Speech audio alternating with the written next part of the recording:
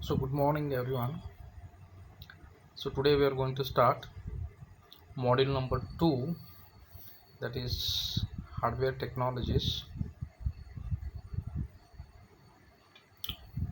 So you have to refer chapter number 4, that is processors and memory hierarchy.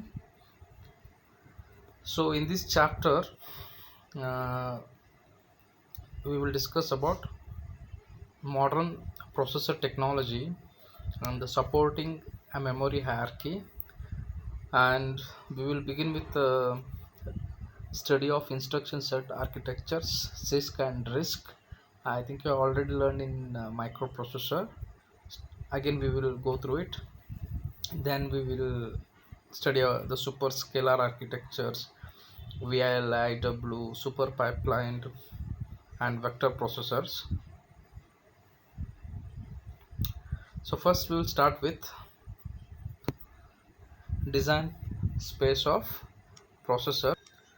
So if you observe the design space of processor, so here we are trying to plot clock speed versus CPI.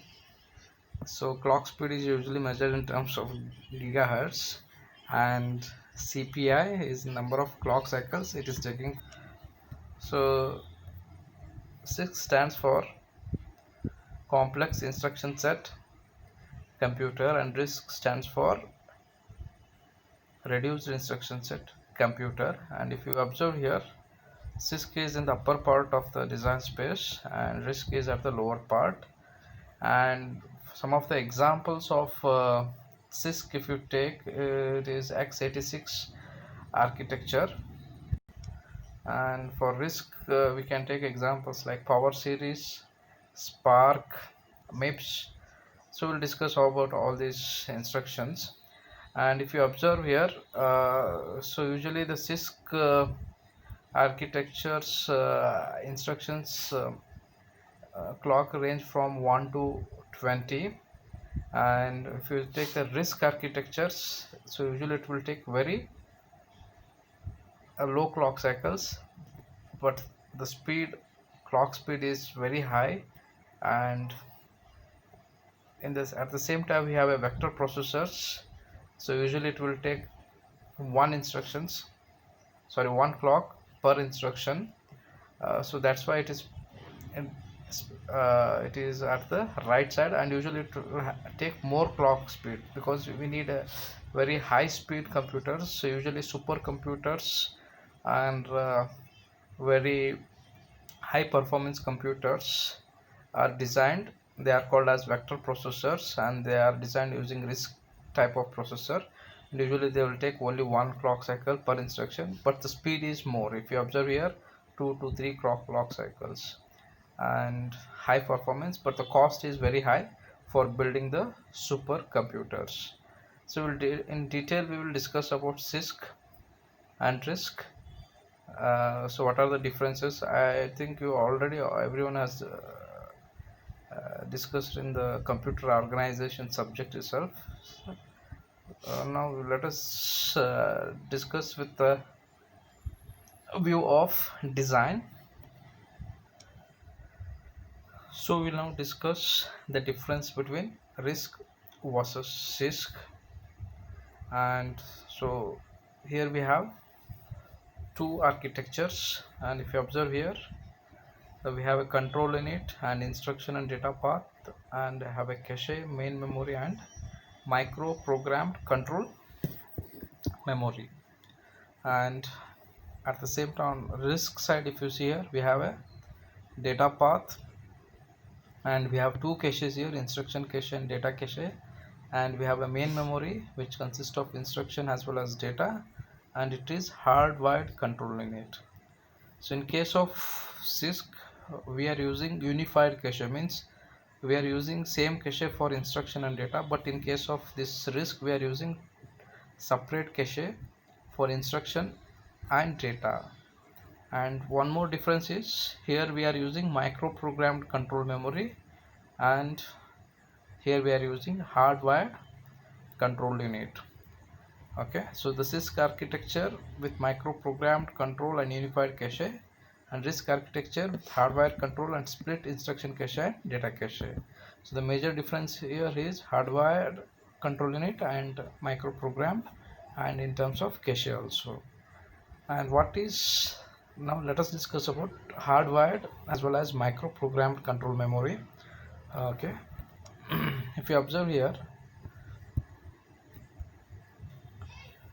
so hardware control unit, so in the hardware control unit, the control unit whose control signals are generated by the hardware through a sequence of instructions is called a hardwired control unit.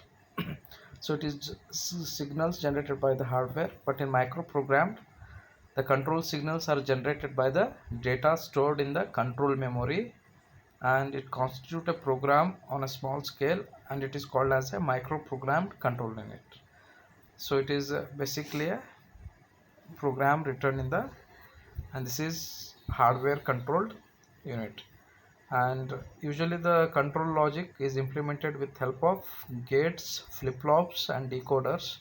And here the control logic of microprogrammed control is usually stored in the form of instructions.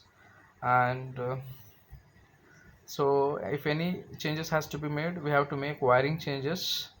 And if we make any changes in the design, means we have to make wiring changes. Here changes in the microprogram control unit is done by updating the microprogram in the control memory. So hardwired control unit are faster and known to have a complex structure, but microprogrammed control unit is comparatively slow compared but in simple structure. Okay, so that's why RISC are using hardware, because it is faster. Microprogrammed is relatively slow compared to the hardwired control unit. And if you observe here, so first column we have architectural characteristics, and second column we have a complex instruction set computer RISC, and third column we have reduced instruction set computer RISC. So instruction set size and instruction formats. So usually CISC have a large set of instructions with variable formats 16 to 64 bits per instructions.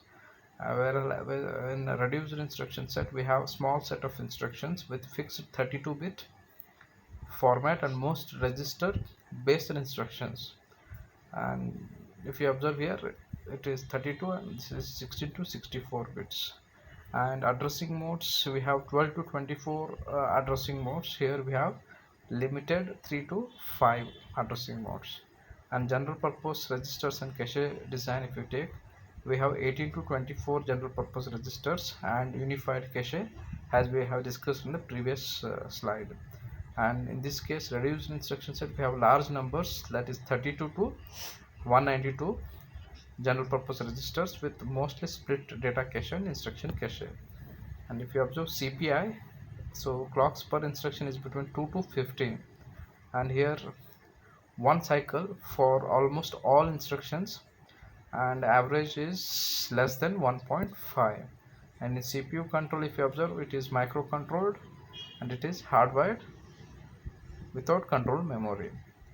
Okay, these are some of the differences. So they usually ask for 10 marks, so you have to write that diagram. So this diagram plus these differences, so you can easily score.